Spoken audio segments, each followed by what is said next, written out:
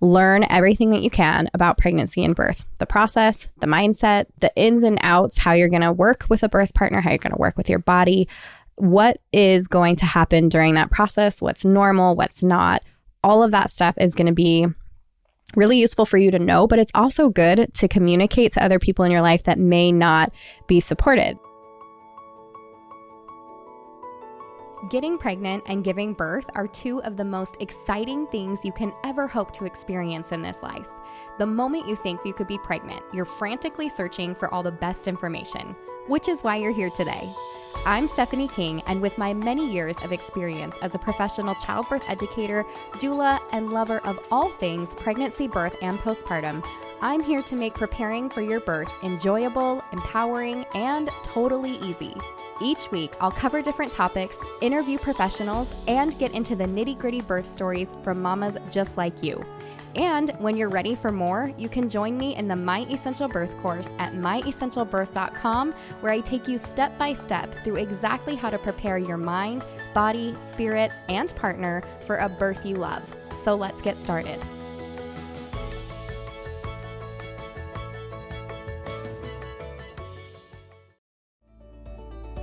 It's time! The My Essential Birth postpartum course is here. Whether you're pregnant, just got baby home, or weeks and months into postpartum, this is the course for you. No more wondering what's normal for your body postpartum, if baby's eating or pooping enough, or how to get a good latch. You now have an all-in-one resource where you can click a topic and get the answer. Learn more at myessentialbirth.com/postpartum and add it onto the My Essential Birth course for even less when you bundle them at checkout. Already in the course? Check your student library and add the course for the same discount. I can't wait to support you on your postpartum journey. Our reviewer of the week is Kay Palson, and she says, very educational and empowering. I found this podcast about a week ago and have not stopped binging episodes. I really love the positive birth stories. It seems most of my friends have traumatizing birth experiences, normally ending in an emergency C-section. Since before getting pregnant, my husband and I have discussed working towards an unmedicated hospital birth. I'm now 23 weeks pregnant and feeling more confident than ever that we can do this. Thanks for giving an amazing resource of knowledge and positivity.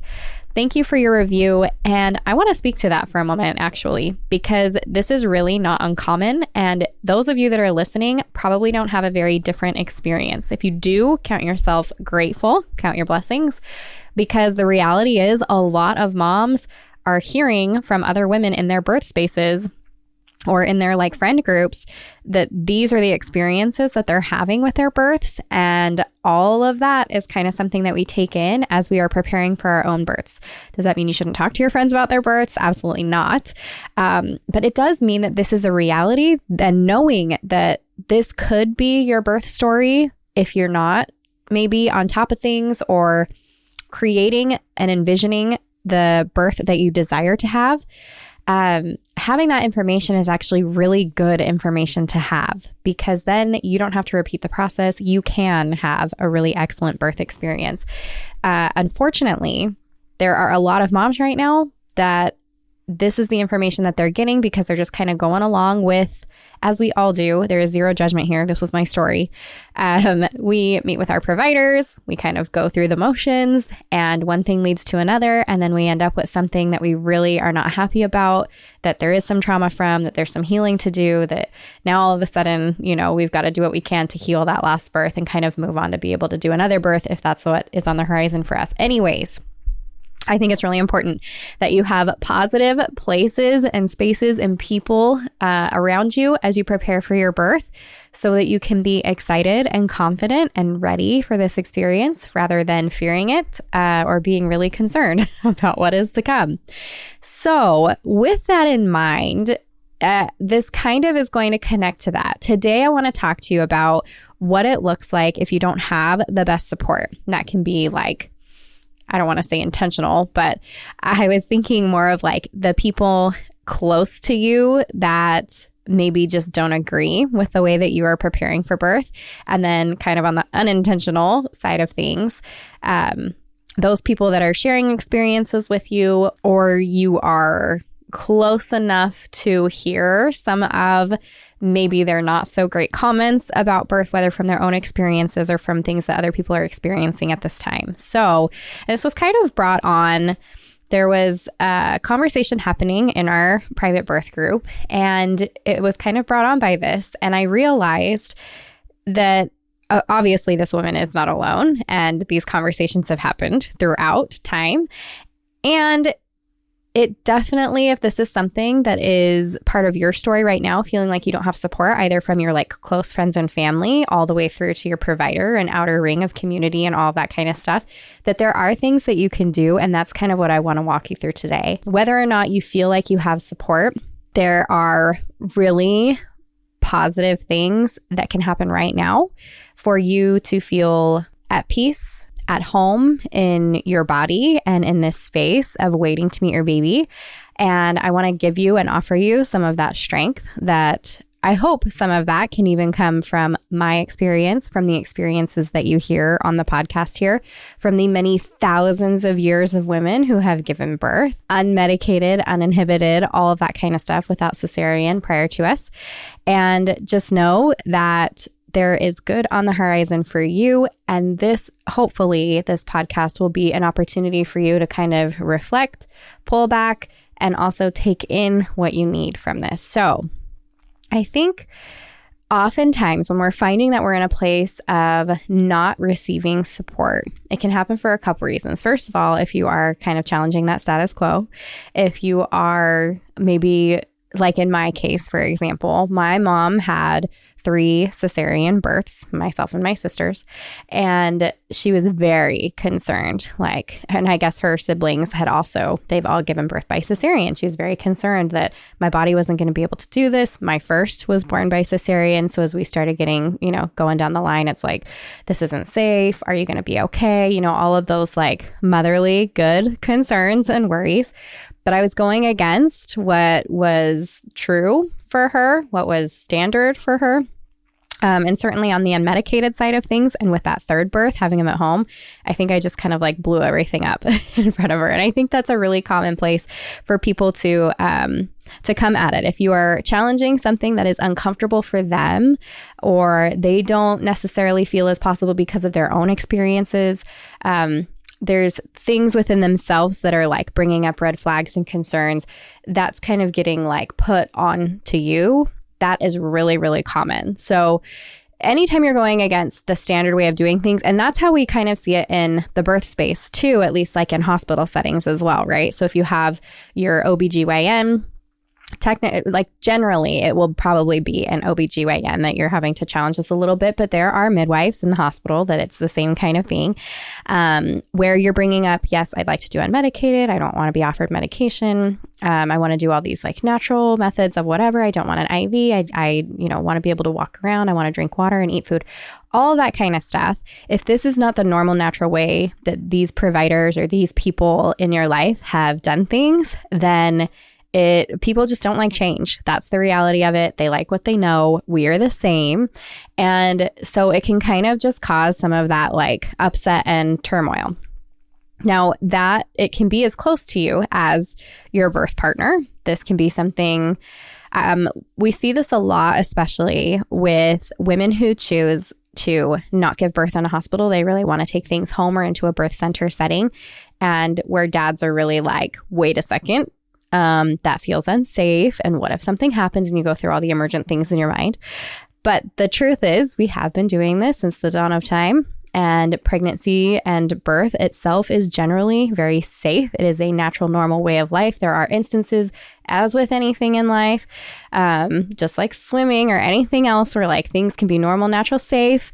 And there are instances where we need a little bit of extra help, where emergencies can arise. And that's where that very small percentage, it's good to have other things in place just in case. But the actual like process of it is very safe and very good. And so I just want to encourage all of you there. Now, I want to share today kind of what you can do and places that you can find support if this is your story, including even if it's your birth partner that is maybe feeling uneasy about some of your decision making during pregnancy. And I want to speak to that for a moment, especially for young couples or even just like first time parents. I feel like that is pretty common. That can be a more common thing to come up.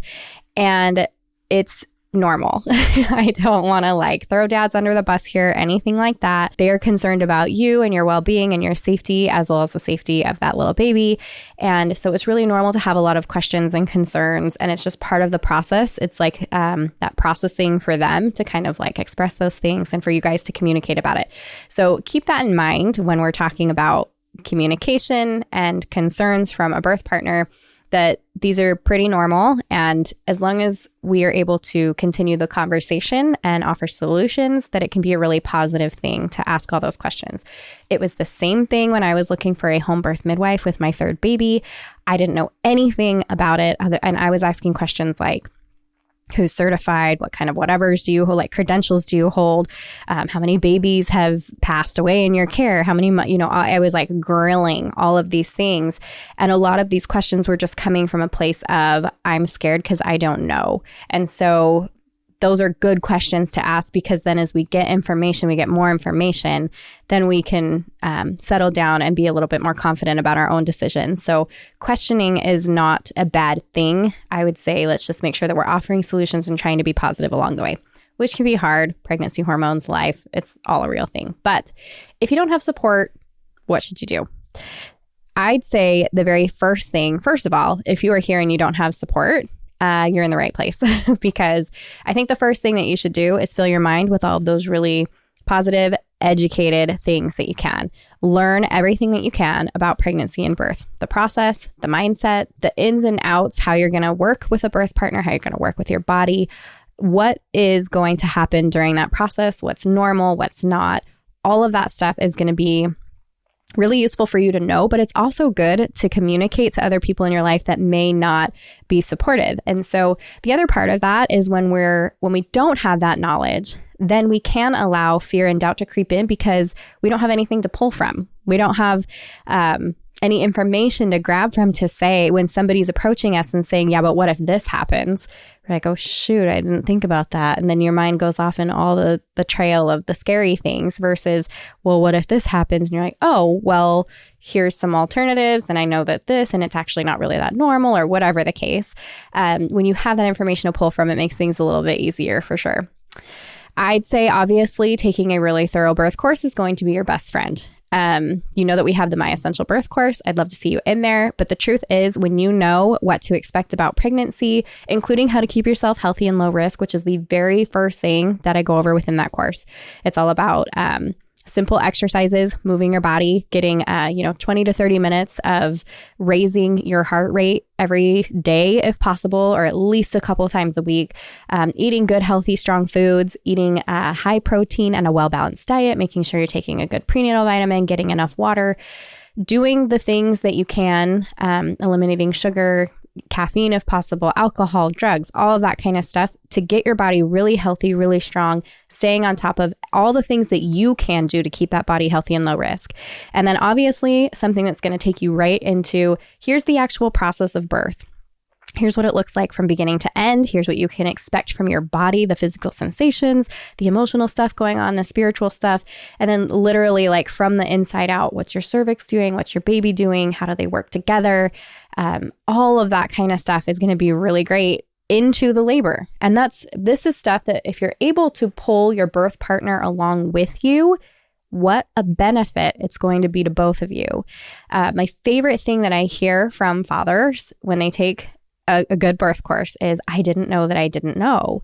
And once they start learning, I mean, men in general, I think are very, not just want to fix it, they want to be useful. They want to be helpful.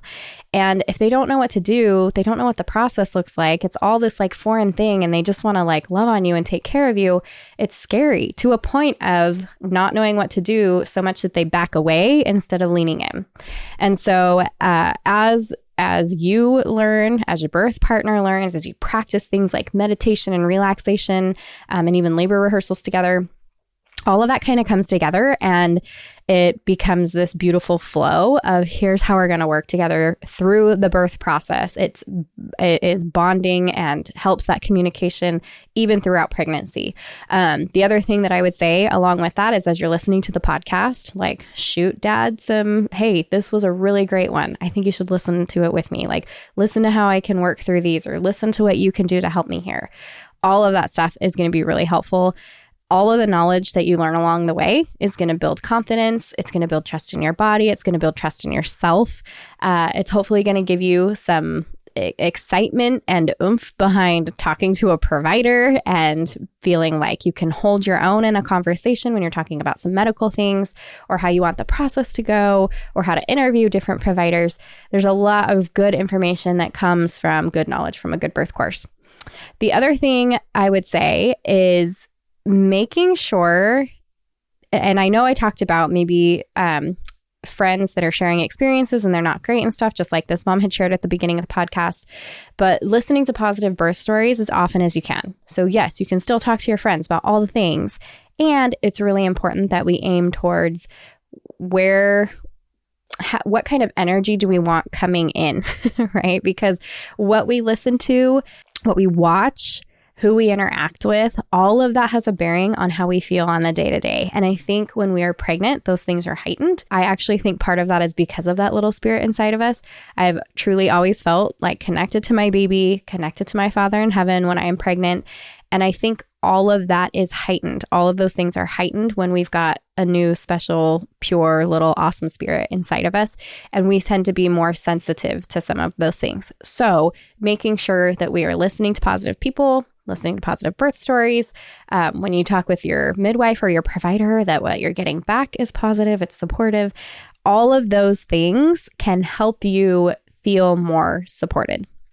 I think another thing too is when you're listening to other moms, when they share their birth stories, and like say that you're going for an unmedicated birth, for example, when you're hearing other moms share their birth stories of how they did it unmedicated and it was this like beautiful thing, or that was hard and they like worked through it, but it was like so worth it on the other side, it really does give you strength. It does, from the inside out, nothing like it. Now, say that you don't have supportive people around you, or maybe you just want to know who can support you. So if you don't have the people in your immediate sphere, well, first of all, I'm going to tell you to find a really supportive provider if you can. There are always going to be instances, whether that is because of where you live, what's available, what your insurance covers, whatever, that make it so you have to choose certain providers. They may or may not be supportive, and that's just a reality of it. But should you have the opportunity to choose your provider and interview several, please take my advice on this. Interview at least 3 providers. At least 3. And tell me if you can't tell a difference between like those 3, like who's going to serve you best. And what'll happen is if it's not one of those 3, you will have done it 3 times. You're going to feel a little more confident going and searching for another one. But when you find a provider that is supportive, it feels like you are happy when you're with them. You don't feel like you're having to fight for what you're asking for. You feel like you and your provider are on the same page. You feel like you're in charge of your body and your birth experience, that you're asking for input to make a decision, not to be told what to do. That is what it feels like when you are with a supportive provider. And a supportive provider, even when you don't have a supportive birth partner or mother or someone nearby, that provider can really be a rock for you too. So, making sure that you're still in charge of your birth, your body, your space, but utilizing that provider in a way that serves you. So if that is a possibility for you, absolutely do it. The other thing I'm going to tell you to do, especially if you don't have a birth partner who is supportive at the time, definitely if you're feeling like that birth partner needs more support to support you, whether or not they're supportive, I'd say get a doula. Doulas are incredible. This is kind of our sweet spot, right? This is where we can bridge the gap. And the whole point is that we as doulas are there to support moms in however they choose to give birth, whatever way they want to give birth. We're there for educational purposes in a way that does not tell mom one way or another. One of my favorite things that I learned when I was training to become a doula, it was taught by one of the women there, and she said, if you are presenting information to a mother, to a couple, you will know that you've done it right if they don't know which side of the coin you're on. So if I'm presenting information about vaccines or circumcision or breastfeeding or induction or getting an epidural, if I'm presenting information on any of that, it is supposed to be non-biased information so that parents can make a decision. That means I tell them the risks, the benefits, all of the good stuff of all these decisions, and then I support whatever decision they make moving forward. My job as a doula is not, I don't work for the provider, I work for you. And so that means whatever you're looking to do, whatever your birth, whatever you feel good about for your birth, I'm there to support that. Any good doula is going to do the exact same thing. So they provide emotional and physical support. And what I really like to, and this is definitely what my doula did for me, what I really like too is having kind of a third party there that is not closely emotionally involved. It can work if it's a sister or mom or something too, but having a doula there that's like, they've seen it before, they've done it themselves before, they can just kind of be that person that makes things feel calm because they're calm, if that makes sense. My doula during my third birth, I swear she didn't do much of anything in the way of, I didn't need her for a lot of education or ideas or anything like that. But I did need her there just to know that I was okay. So that when she wasn't freaking out, or when she was telling my husband he was doing a good job, or when she said things were I was doing great, that I was okay. That kind of brought me in, and I'm okay, that's my steady post over here. So the other thing that's really great about doulas, like I said, they kind of bridge that gap. So whoever is in the birth space with you, whether that's a mom or your birth partner or your sister or whoever, they can help make that a really great experience. They don't get in the way of, they never take the place of a birth partner, unless that birth partner is that's the reason you were hired, because that birth partner is unhelpful or whatever, which I have been hired for those. You still don't take the place, but you do step in where needed. But the point is that you work to get them to work together, good communication, helping one another, whatever that looks like, so that they have a really great experience afterwards. I think of myself as I'm just kind of in the background, which is not totally true. I'm very hands-on. I'm doing a lot of things. I'm working very hard. But the goal is that I'm kind of just back here, you're doing your thing. I'm just here supporting that, holding that space. Even afterwards, unless I'm asked to get into a picture, I'm just back. This is the family's place, So anyways, that I really do think that a good doula can be a wonderful, wonderful thing. You can find them in local Facebook groups. Certainly, even within the My Essential Birth group, there have been questions hey, anybody in this location? Do you know of people here and there?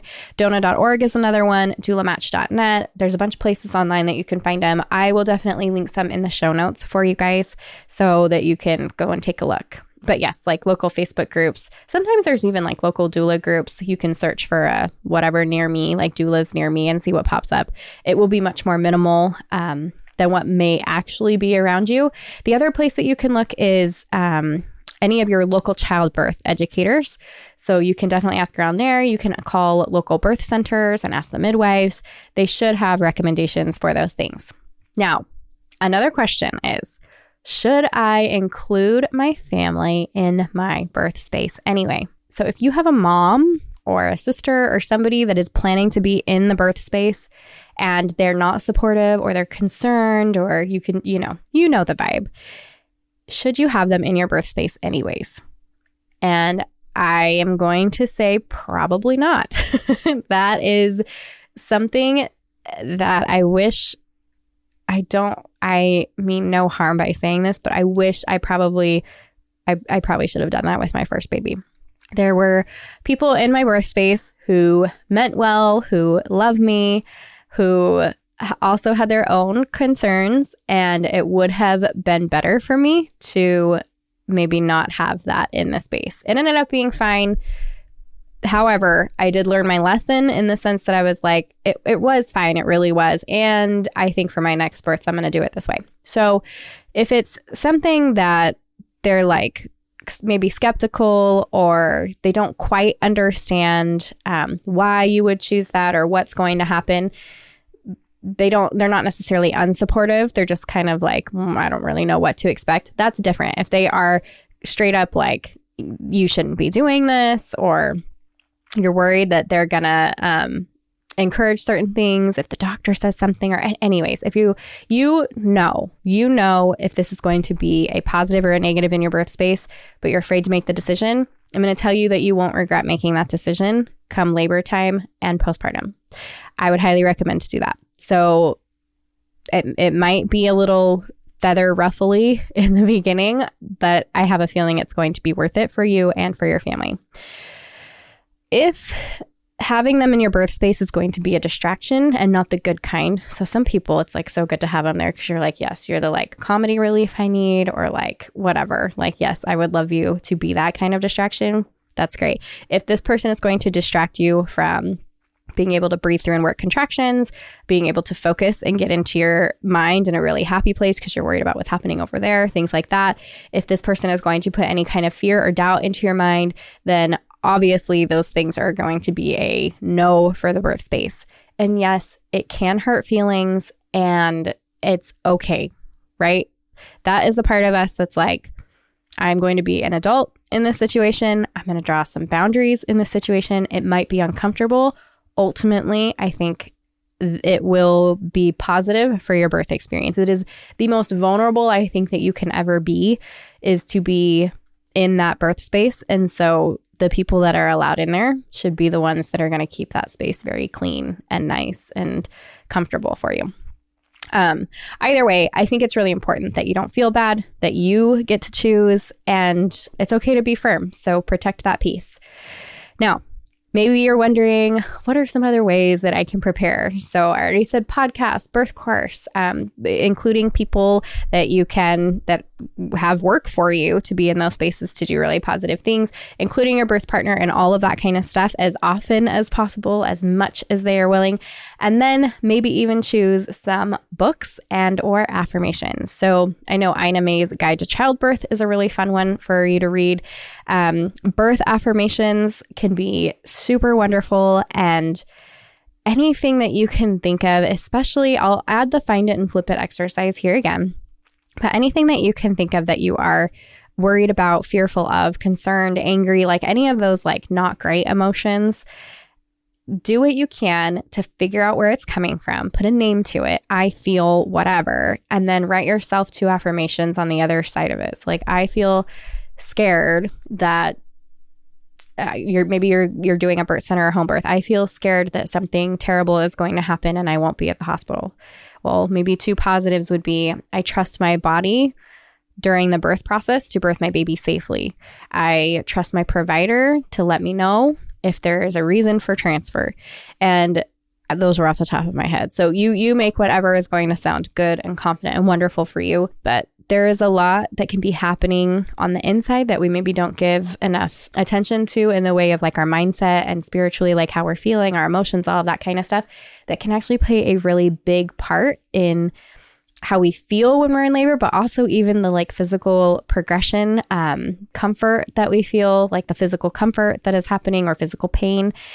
That can all stem from, it's all very connected to our emotions and our thoughts. So if we can kind of take those things captive, kind of control what we can in the way of those kinds of things, then we'll have a lot more power over our birth experience in a very positive way. But even just simple affirmations like, this is my baby and my journey.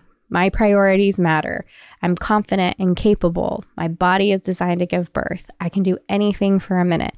Those kinds of things repeated over and over again out loud in the mirror daily can give you the confidence that you were looking for. So also, I hope that you find even online sources as a way of finding support. So if you are having a rough day or you're feeling like, gosh, I just need something positive in my life, I hope that you can turn on the podcast and have a really great rest of your day. Or I hope you can join me in the Facebook group and ask the questions there, or just like vent and let everybody else kind of like breathe life into you. Those are all the really positive things that we can do to support each other and support ourselves during pregnancy. So if you don't have support close by, just know that there are many, many women cheering you on from afar and hopefully from not too far, even here on the podcast. So with that, I hope you guys have a great week and I will see you back soon. If you loved what you heard today, the very best way to support this podcast and help other moms to find it is to leave a quick review. I read one at the beginning of the episodes, and I would love for yours to be next. And if you're ready for even more pregnancy, birth, and postpartum goodness, come join me in the My Essential Birth course at myessentialbirth.com, where I will hold your hand and walk you through pregnancy and birth step by step so you're totally prepared for a birth you'll love. See you next week.